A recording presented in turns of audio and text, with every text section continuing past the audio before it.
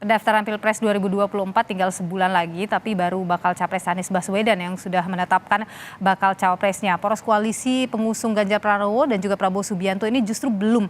Bahkan ada kesan saling intip dan juga saling tunggu karena beririsan bakal kandidat maupun juga kepentingan partai politik pendukungnya. Kita bahas hal ini, saudara. Sudah bergabung melalui sambungan Zoom, ada pengamat politik yang juga adalah Direktur Eksekutif Indo Strategik Ahmad Khoirul Umam. Mas Umam, selamat petang, sehat selalu. Selamat petang, Mbak Nilo. Ya, jadi Mas Umam ini kan sisa sebulan lagi, tapi baik Prabowo Subianto, Ganjar Pranowo ini kayaknya belum mengumumkan, belum memastikan siapa, masih menggoda figur, menggoda kader partai politik. Kenapa Mas Umam? Iya, kalau misal kita cermati perkembangan sejauh ini, tampaknya masing-masing masih mencoba untuk mencari titik temu sekaligus juga mencapai titik kulminasi apa yang kemudian bisa diharapkan memberikan insentif elektoral paling optimal untuk memastikan kemenangan di Pilpres 2024 mendatang.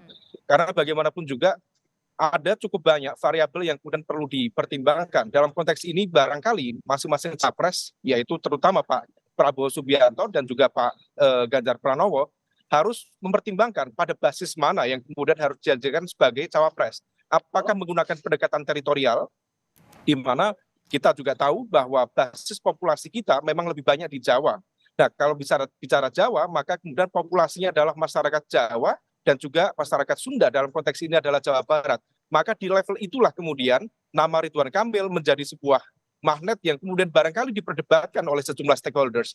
Tetapi di saat yang sama, penentuan nama Muhaimin Iskandar misalnya menjadi cawapres dari Anies Baswedan, maka kemudian memunculkan cara pandang baru terutama terkait dengan skema penentuan cawapres, di mana aspek politik aliran yang kemudian perlu dipertimbangkan sebagai variabel dalam penentuan cawapres bagi dua capres yang tadi belum menentukan, di mana di PDIP sendiri juga ada keyakinan bahwa mesin politik mereka akan jauh lebih optimal kalau misal mesin politik nasionalis itu di backup oleh kekuatan Islam, terutama dari kalangan Islam moderat yang direpresentasikan dari sejumlah kekuatan terutama dari Nahdlatul Ulama. Maka nama Mahfud MD kembali dirundingkan, termasuk di kubu dari Pak Prabowo Subianto muncul nama seperti Erick Thohir, meskipun kemudian ada tetap naturalisasi dari kalangan Nahdlatul Ulama, tetapi diakui atau tidak dia memiliki basis kedekatan misalnya dengan struktur di PBNU dan juga elemen-elemen yang barangkali menjadi jejaring dari Menteri Agama Gus Yakut. Nah, level ini yang kemudian harus dipertimbangkan secara matang, sekaligus barangkali ada restu di lingkaran kekuasaan dalam konteks ini presiden atau lingkarannya yang harus mengatur ulang strategi ke depan. Oke, Mas Umam, kalau lihat saling intip ini akan bisa mengubah permainan dan juga peta politik nanti. Ya, tentu masing-masing semua akan mencoba untuk mencari titik temu yang paling optimal, karena saling mengintip ini akan meletakkan mereka pada satu basis pemahaman mana titik kuat, mana titik lemah, dan bagaimana kemudian mencari titik kelemahan dari lawan. Nah, oleh karena itu ini memang tidak mudah, tetapi timeline sudah memaksa para stakeholders politik untuk secepatnya mengambil langkah, termasuk partai-partai politik yang per hari ini juga belum misalnya menentukan kemana arah berlabuhnya dalam konteks koalisi ke depan. Mas Tetapi Umam, diakui atau tidak, selain tadi, ya. Ya, Mas Umam, kalau Anda lihat ini apakah ini kemudian pertempuran para kingmaker, misalnya Mega dan Prabowo vis-a-vis Jokowi? Ya, diakui atau tidak ada kekuatan besar, kingmakers atau queenmaker dalam konteks ini yang kemudian barangkali didrive oleh agenda kepentingan, oleh setting ideologi, atau barangkali oleh ego dari para elemen kekuatan besar ini. Nah, di level ini tentu variabel Golkar yang tadi dijelaskan juga harus dihitung ulang. Karena bagaimanapun juga dia memiliki kekuatan veto di koalisi Pak Prabowo, memang kemudian seolah ada elemen kekuatan yang menyandra kedaulatan Partai Golkar, entah apapun dengan menggunakan kekuatan penegakan hukum dan lain sebagainya.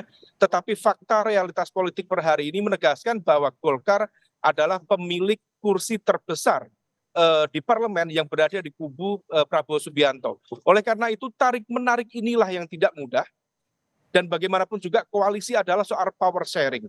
Siapa mendapatkan apa, who gets what, itulah rumus utama dalam konteks koalisi yang solid. Karena satu hal, Mbak Nilo, kalau misal kekuatan besar bergabung dalam konteks koalisi, tetapi dia tidak solid menjalankan mesin politiknya, itu juga akan menjadi sebuah catatan besar bagaimana mesin pemenangan nanti bisa berjalan efektif atau sama sekali tidak efektif. Nah, ini yang kemudian harus diantisipasi oleh semua pihak dalam konteks menentukan komposisi capres-cawapres ke depan. Oke, Mas Umam, bagaimana Anda melihat P3 misalnya yang punya jagoan, tapi kansnya kok masih 50-50 sampai sekarang? Ya, P3 ada satu perspektif yang memang tidak mudah, karena bagaimanapun juga menurut informasi spekulatif, dukungan P3 kepada PDIP saat ini adalah sebuah dukungan politik tanpa syarat, sebagai sebuah bentuk balas budi. Bagaimana kemudian ada sebuah catatan yang mungkin belum terungkap dalam konteks pilpres atau pemilu di 2019 yang lalu, di mana kemudian P3 masih tetap eksis dalam konteks di partai-partai di parlemen. Oleh karena itu ketika kemudian ada aspirasi, misalnya mengusung nama Pak Sandiaga Uno, memang di satu sisi itu sebagai sebuah aspirasi, tetapi di sisi yang lain ada veto player, dalam konteks ini adalah Bu Ketum PDIP, Bu Megawati Soekarno Putri, yang rasanya tidak mudah untuk diintervensi, tidak mudah untuk dikontrol, tetapi menggunakan nalar dan juga kalkulasi politik internalnya. Dan itu dalam konteks ini Mas Sandi maupun P3 rasanya tidak pada satu posisi untuk menekan Bu Megawati, tetapi harus tunduk dan juga sami'na wa ata'na kepada keputusan dari Bu Megawati Soekarno Putri. Oke, legowo nanti ya apapun keputusan dari Bu Mega sebagai Ketua Umum PDIP. Mas Ahmad Khoirul Umam, Mas Umam, Direktur Eksekutif dari Indro Strategi, terima kasih sudah berbagi pandangan di Kompas Petang. Sehat selalu Mas Umam.